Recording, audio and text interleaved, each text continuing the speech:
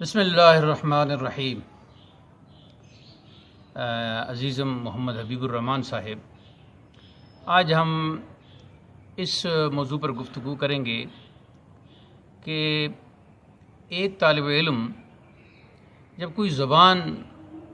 پڑھ رہا ہوتا ہے، یعنی اس کی گرامر سیکھ رہا ہوتا ہے، اس کے قواعد سیکھ رہا ہوتا ہے۔ زبان سیدھی سی بات ہے کہ گرامر بھی اس کی سیکھی جاتی ہے، اور گرامر اس لیے سیکھی جاتی ہے کہ وہ دوسروں کی زبان ہے، اپنی زبان کی تو گرامر نہیں سیکھی جاتی۔ ہماری زبان پنجابی ہے تو ہم اپنی زبان کی تو کوئی گرامر نہیں سیکھتے، کیونکہ ہمیں گرامر کے مطابق جس طرح جملے بولنے ہوتے ہیں اسی طرح ہمیں والدین سکھاتے ہیں۔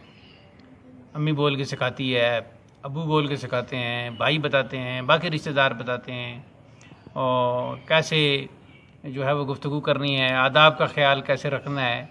یہ ساری باتیں۔ لیکن جب آپ دوسری زبان سیکھیں گے، جیسا کہ ابھی آپ ماشاءاللہ فارسی زبان پڑھ رہے ہیں، تو چونکہ زبان دوسری ہے تو ایک تو اس کی گرامر بھی سیکھنی ضروری ہو جائے گی کہ اس کے کیا قواعد ہیں، اس میں زمانے کے جو مختلف جملے ہیں، کہ فعل ماضی کا اگر جملہ ہو، گزشتہ زمانے کا اگر آپ بیان کر رہے ہیں تو کس طرح کے جملے کہنے ہوں گے، فعل حال ہے، فعل مستقبل ہے، یعنی پریزنٹ ٹینس ہے، فیوچر ٹینس ہے، پاسٹ ٹینس ہے، جو اس کے لیے یہ تو ایک بڑے انہماک سے، بڑی توجہ سے اس گرامر کو سیکھنا ہوگا۔ ابھی ہم چونکہ فارسی، یہ کلاس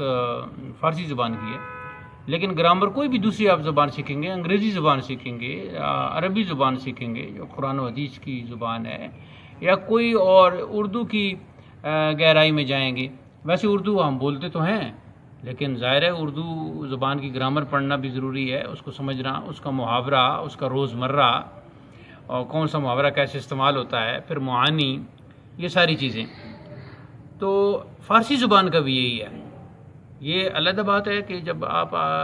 کی دلچسپی جس زبان میں ہوگی تو وہ زبان آپ کو بہت جلد آئے گی، اور اس میں آپ دلچسپی بھی لیں گے۔ اس گرامر کے دوران کچھ لوگ کہتے ہیں کہ جی ہم جب گرامر پڑھ رہے ہوتے ہیں، انگریزی زبان ہو یا خاص کر عربی زبان ہو یا فارسی زبان ہو، تو یہ بڑی خوش ہمیں لگتی ہے، تو ہم یہ گرامر کے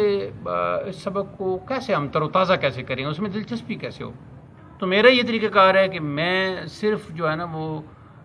قواعد خشک انداز میں نہیں بتاتا، بلکہ میں ووکیبولری کو ساتھ ساتھ بڑھاتا ہوں، ساتھ ساتھ آپ کی جو لفظالی ہے، جو آپ کا ذخیرہ الفاظ ہے،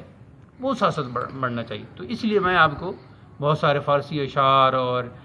غزلیات اور رباعیات جو میں یاد کروا چکا ہوں، وہ اسی لیے کہ تاکہ آپ کا جو ذخیرہ الفاظ ہے وہ بڑھتا جائے۔ اب مثال کے طور پر آپ فعل مضارع آپ کی گردان پڑھ رہے ہو، تو وہی اگر اس گردان میں سے جو صیغے بھی آپ پڑھ رہے ہو، شود، شون، شوی، شویت، شوم، شویم، لیکن ساتھ ہی آپ کو اشعار مختلف انداز میں، غزلیات کے، رباعیات کے، جو ہے وہ نعت کے، حمد کے، مناجات کے، جب وہ آپ کو یاد کروائے جاتے ہیں تو پھر وہی گرامر کے جو صیغے ہیں، مختلف صیغے ہیں، واحد متکلم کا صیغہ ہے، جمع متکلم کا صیغہ ہے، واحد غائب کا صیغہ ہے، جمع غائب کا صیغہ ہے، اور واحد حاضر کا صیغہ ہے، جمع حاضر کا صیغہ ہے۔ تو فارسی زبان میں چونکہ عموماً گردان جو ہے وہ 6 صیغوں سے کی جاتی ہے، کہ اس میں باقی جو صیغے ہیں آٹومیٹکلی اس کے اندر آ جاتی ہیں۔ تو اس طرح پھر آپ کے اندر وہ ایک دلچسپی پیدا ہوتی ہے، ایک تو وہ الفاظ کا ذخیرہ آ رہا ہے، پھر اشعار آپ یاد کر رہے ہو، تو پھر دلچسپی پیدا ہوتی ہے۔ تو یہی جب زبان سیکھنے کا اور سکھانے کا جب عمل ہو، تو اس میں یہ ہو کہ گرامر پڑھتے وقت اس کو خشک نہ رکھا جائے، اور اس میں مثالیں زیادہ سے زیادہ جو ہیں، مثالیں نثر کی بھی بہت زیادہ ہوں، اور نظم کی بھی، شعر کی بھی مثالیں بہت زیادہ ہوں۔ عربی زبان جو ہے وہ کچھ لوگ سمجھتے ہیں کہ عربی زبان بہت مشکل ہے جی، حالانکہ میں سمجھتا ہوں کہ عربی زبان بہت آسان ہے۔ اگر وہ اتنی مشکل ہوتی اور سمجھ میں نہ آنے والی ہوتی تو اللہ تعالیٰ جو ہے نا قرآن مجید کو عربی زبان میں نازل نہ فرماتا۔ تو اس لیے گرامر کو اگر آپ خشک انداز میں پڑھیں گے اور خواہ مخواہ اس کے قواعد کا رٹا لگانے کی کوشش کریں گے،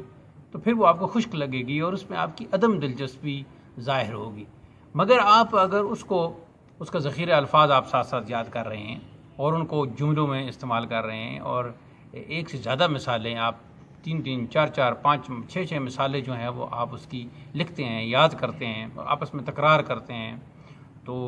یا خود اکیلے ہوتے ہیں تو کچھ دیوار کو سامنے رکھ کے، دیوار کی اینٹوں کو سامنے رکھ کے آپ سمجھ لیں کہ کچھ آپ کے سامعین ہیں، آپ کے سننے والے بیٹھے ہیں، تو جتنی آپ اس کی پریکٹس کرو گے ان اشعار کی، ان جملوں کی، تو وہ زبان کے الفاظ کا ذخیرہ زیادہ سے زیادہ آپ کے ذہن میں آئے گا۔ تو جتنا ذخیرہ الفاظ آپ کے ذہن میں آئے گا اتنا آپ کو جملہ بنانے میں آسانی ہوگی۔ اور اگر ذخیرہ الفاظ آپ کے ذہن میں نہیں ہے لیکن قواعد کے مطابق آپ نے جملہ بنانے کا طریقہ سیکھ لیا ہے لیکن ذخیرہ الفاظ آپ کے پاس نہیں ہے، تو پھر آپ کی گفتگو جو ہے وہ 5 منٹ تو کیا 1 منٹ بھی آپ گفتگو نہیں کر پائیں گے، 4 جملے آپ نہیں کہہ پائیں گے۔ تو اس لیے میں فارسی زبان سکھاتے وقت آپ کو یہ اشعار اس لیے یاد کرواتا ہوں، اور اس میں آپ کو اشعار جو ہے وہ یہ پھر بھولیں گے بھی نہیں۔ شروع میں آپ یہ جو سبق کے اندر سب کن آپ یاد کر رہے ہو، اور ان کو یاد رکھنے کا آسان طریقہ یہ بھی ہے کہ آپ بار بار ان کو استعمال کرو۔ مثلا آپ کی مناجات کے جو اشعار ہیں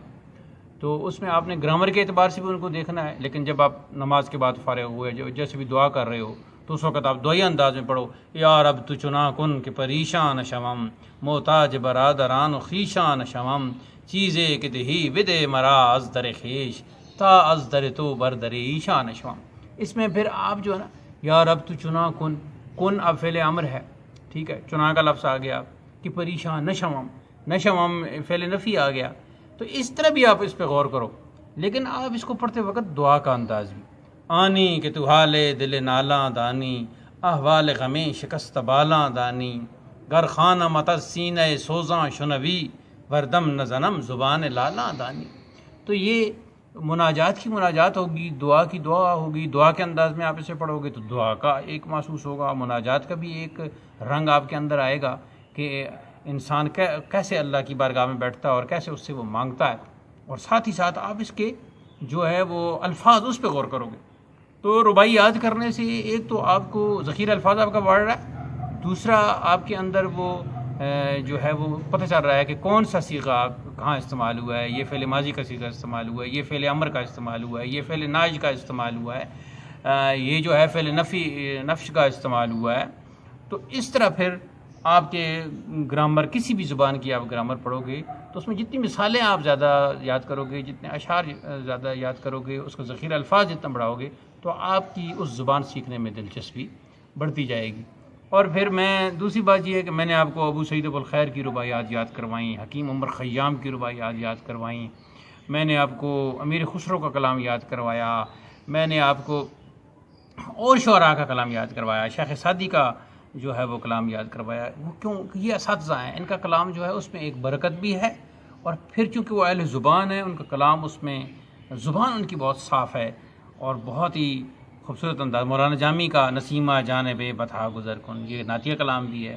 اور یہ پڑھا جاتا ہے۔ پھر کچھ ایسے کلام کا بھی میں نے انتخاب کیا ہے کہ جو قوالی کے انداز میں پڑھے جاتے ہیں، جیسے خبرم رسید امشب کے نگار خواہی آمد، سر من فدا ہے راہ کہ سوار خواہی آمد۔ اور اب آپ نے مرزا عبد القادر بیدل کا کلام شروع کیا ہے، ستمست گر حوست کشد کہ بسیر سر و سمندرا، تجھ غنچکم ندمیدئی در دل کشا بچمندرا۔ تو یہ وہ کلام ہیں کہ ان کو آپ